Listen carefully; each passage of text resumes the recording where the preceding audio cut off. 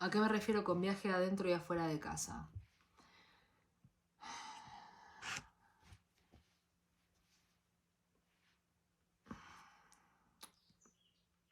Primero vamos a definir casa. Casa, el lugar del centro. Casa, el lugar del centro. El lugar donde me siento en paz. Donde siento la calma. Donde me siento yo libremente. Casa. Casa, lugar donde hablo desde mi corazón. Casa, lugar donde siento sin tapujo. Casa, lugar donde creo. Casa, lugar donde creo. Casa es centro. Casa es centro. Lo otro.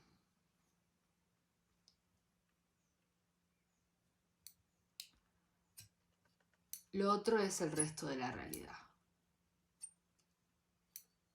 Entonces nos vamos a imaginar, me gusta imaginarlo así, un punto, un círculo, esto es un círculo perfecto, bueno, un círculo y un punto en el medio, igual al signo del sol en la astrología.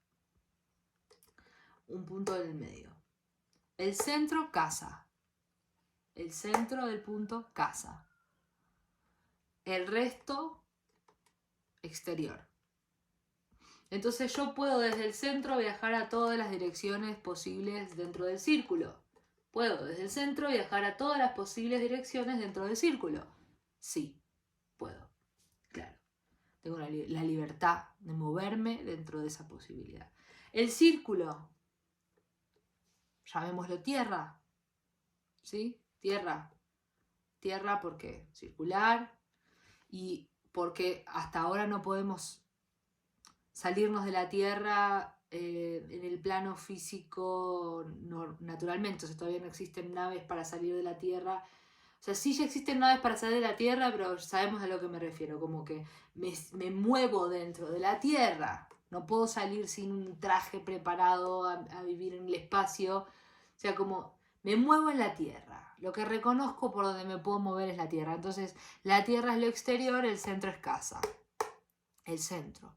El centro me refiero al centro. El centro me refiero a adentro. El centro me refiero a el tronco que me cose, que cose y que genera la conexión entre el cielo y la tierra, entre el sol y el magma. El centro. Entonces, este centro, visto desde una visual del plano, este centro, hay distintas variables y posibilidades de que yo me mueva dentro de la Tierra y viaje desde el centro a la Tierra, desde el centro a la Tierra, desde el centro.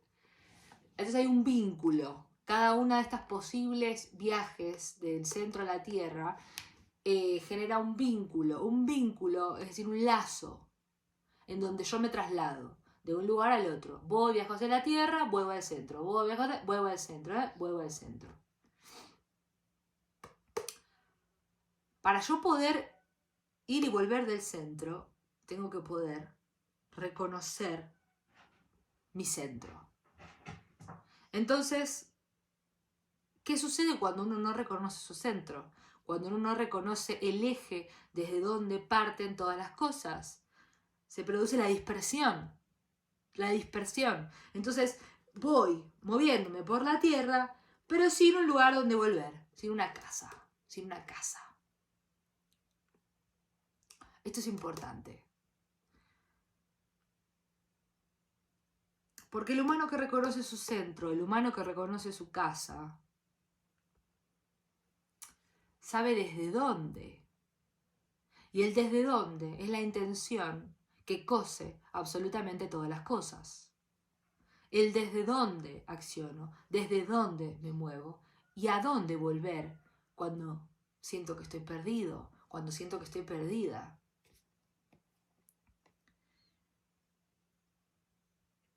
El centro. Entonces en el plano así lo vimos de esa manera. Pero ¿qué pasa en el plano vertical? En el plano vertical, ese centro, además de coserse con todas las demás cosas, en el plano vertical, ese centro es un punto que viaja. Es decir, es un rayo de ascensión. Es el rayo de creación que me teje desde la estrella mayor del cielo, el sol, hasta la estrella mayor de lo subterráneo, que es el magma. Entonces viajo en forma vertical, por eso puedo viajar también. Entonces viajo así y viajo así. Cuando viajo así, o sea, cuando viajo de manera horizontal, viajo en las posibles realidades dentro del plano de la Tierra. Cuando viajo así, viajo en los diferentes niveles de conciencia, diferentes planos de percepción. Viajo en diferentes escalas temporales.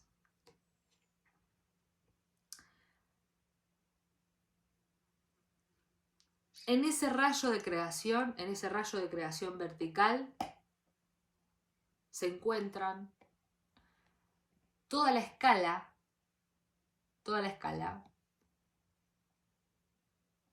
de notas musicales. Do, re, mi, fa, sol, la, si. Y sobre cada nota vibra una parte de nuestro cuerpo.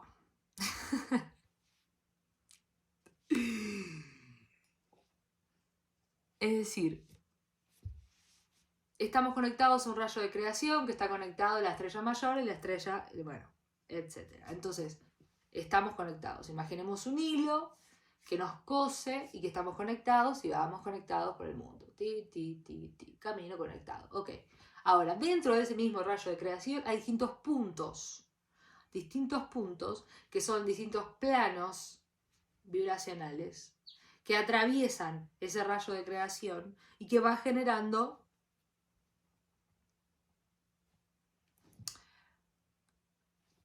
lo que yo llamo flores magnéticas, pero bueno, hay diferentes nombres, también se pueden llamar chakras. A mí me gusta decirle flores magnéticas, porque yo me imagino que son como puntos energéticos que sale desde aquí, espirales, espirales, espirales, espirales, espirales, espirales, y que esos espirales a su vez tienen otros puntos que están conformando esa espiral como si fuera exactamente igual a un sistema solar, y esos puntos van siendo tejidos con ese centro. Entonces es una estrella la que se va formando. Y de esa estrella va emanándose hacia afuera, hacia el exterior. Y se interconectan y se entretejen con otra flor magnética de otra persona. Entonces se encuentran desde esos puntos energéticos con otros seres. ¿De qué depende nuestro caudal de flor magnética? Depende de qué tan desbloqueado esté nuestro punto energético. Porque a su vez esos puntos energéticos, si yo los tengo bloqueados, la liberación energética tiene obviamente una vibración mucho menor. Entonces, lo que emano también es de una frecuencia mucho más baja.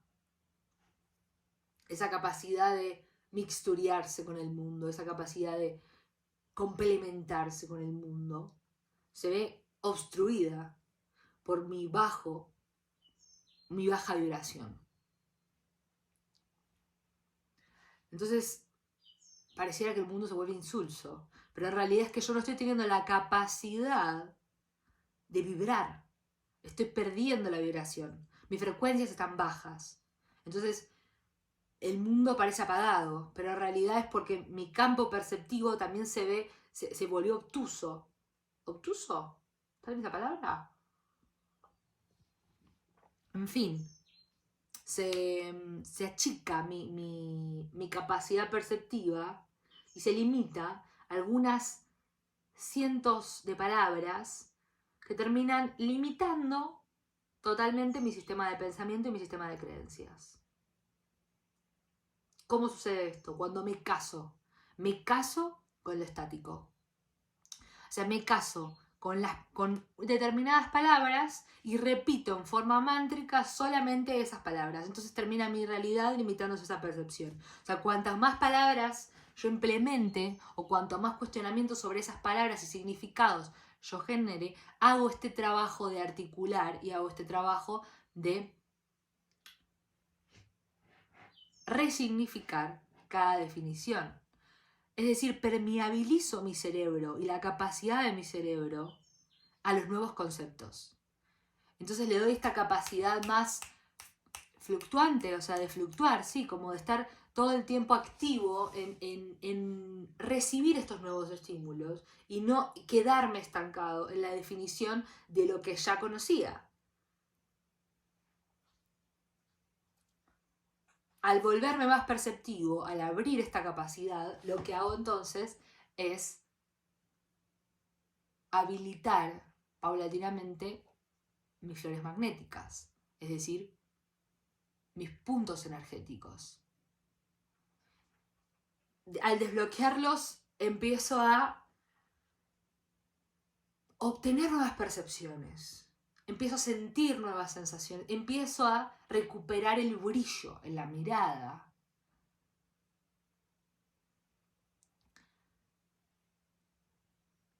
Y comienza lo que sería el diálogo con lo etéreo. Como yo estoy ahí como muy ensesgado en mis problemas, mis pensamientos, no le estoy dando lugar a eso que me está hablando. Porque hay muchas cosas que me están hablando. Pero yo estoy tan pensando en mis problemas y en mi yo, que no puedo observar todo eso que me está hablando. No puedo escuchar todo eso que me está hablando.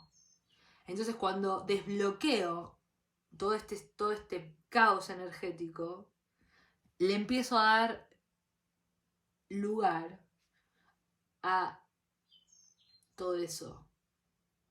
Empiezo a recibir todo eso que llega. Empiezo a recibirlo. Y una vez que lo empiezo a recibir, comienza el diálogo con lo etéreo. Comienza un diálogo con lo etéreo. Comprendo el lenguaje. Empiezo a comprender el lenguaje de las aves. Empiezo a comprender el lenguaje de las plantas. Empiezo a comprender el lenguaje de los animales. Empiezo a comprender los lenguajes que me parecían inentendibles o que me parecían ajenos a mí. Dejan de ser ajenos. Comienza el diálogo. Y se abre un nuevo campo perceptivo.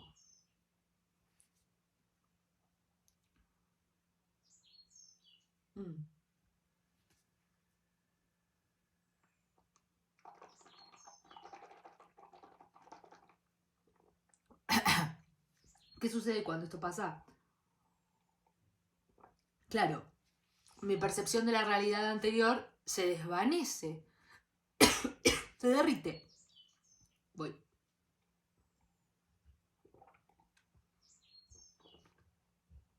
Mi percepción de la realidad anterior se derrite. Se derrite por completo. Y eso genera una leve crisis existencial.